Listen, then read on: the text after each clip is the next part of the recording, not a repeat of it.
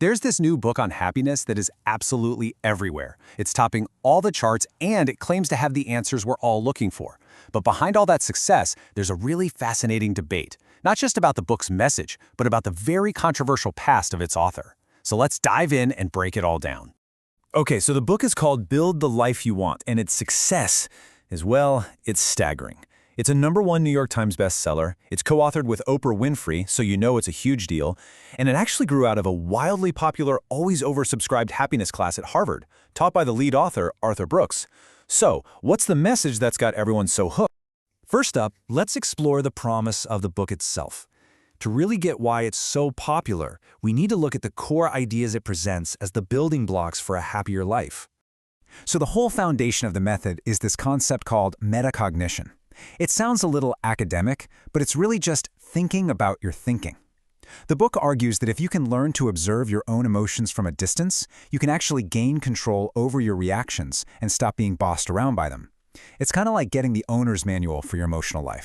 The book also redefines happiness as more than just some vague feeling. It breaks it down into 3 key macronutrients, just like with food.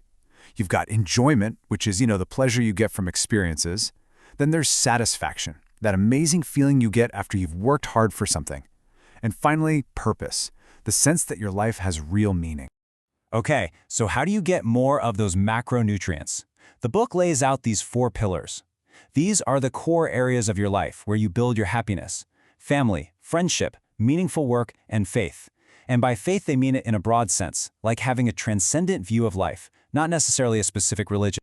A really central theme in the book, inspired by Holocaust survivor Viktor Frankl, is that our circumstances don't define us, our response to them does. This is a powerful message of personal agency.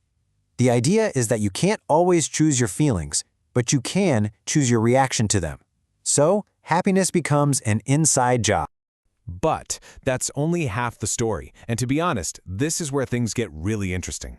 To fully grasp the conversation around this book, we need to understand the man who wrote it, and that paints a much more complicated picture. Before he was a Harvard professor teaching happiness, who was Arthur Brooks? It's a question that really unlocks this entire controversy. Well, for a decade, from 2009 to 2019, Arthur Brooks was the president of the American Enterprise Institute, or AEI. Now, the AEI is one of the most influential conservative think tanks in Washington, D.C., and it spends its time lobbying for right-wing economic and social policies. And he was paid very, very well for it. According to reporting from The Guardian, his annual salary at the AEI was $2.7 million. As you can imagine, this background has led to some pretty sharp criticism of his new role as a happiness guru. And that brings us to the critique. Some journalists and critics argue that you just can't separate Brooks's happiness advice from his political past. They see his work not as a simple guide to well-being, but as an ideological project. This quote from an article in The Guardian really captures the heart of the criticism.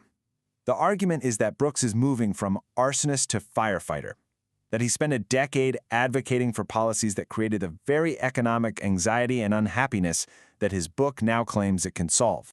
This slide puts the 2 sides right next to each other, and it's pretty stark. On the left, you've got Brooks's advice from the book, Find Meaning in Suffering. On the right, you have the policies the AEI promoted while he was in charge, opposing social programs like Medicaid expansion and rent control, the very policies that critics argue are designed to alleviate suffering. So, the book repeatedly tells readers to stop trying to change the outside world and to instead focus inward. But critics point out that the AEI, under Brooks, actively worked to change that outside world by weakening the social safety net, fighting against labor unions, and pushing to privatize Social Security. The critique is that his advice conveniently ignores the systemic barriers to happiness that his own organization helped build. This all leaves us with a fundamental conflict, a sort of happiness paradox at the very center of this whole phenomenon.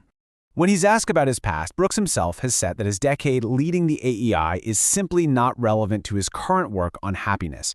He presents his career as a transformation, a move away from politics and into social science and self-improvement. But his critics see it very, very differently. They argue his work isn't a departure from his past at all.